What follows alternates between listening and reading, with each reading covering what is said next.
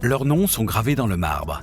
Parmi eux, sans doute un membre de votre famille qui a combattu en héros pour la France. Et peut-être même lors de ce printemps 1940.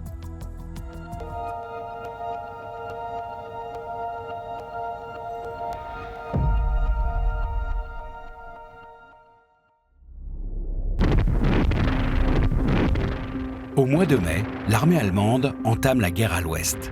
Elle envahit les Pays-Bas et la Belgique au nord pour y attirer les troupes franco-britanniques.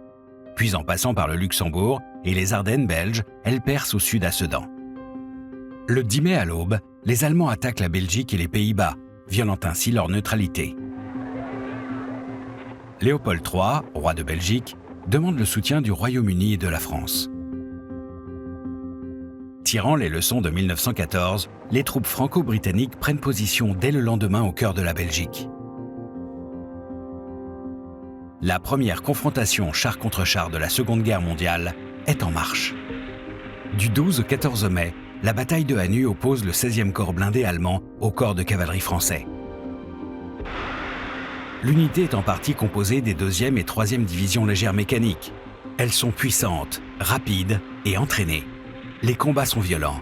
Au total, 164 chars lancés par Hitler sont détruits, contre 105 côté français. La victoire est tricolore.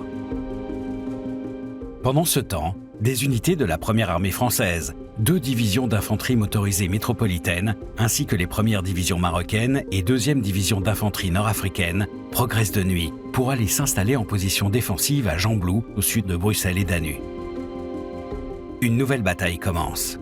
Du 14 au 15 mai, ces unités françaises métropolitaines et nord-africaines stoppent l'avancée des panzers allemands, seuls, sans appui aérien.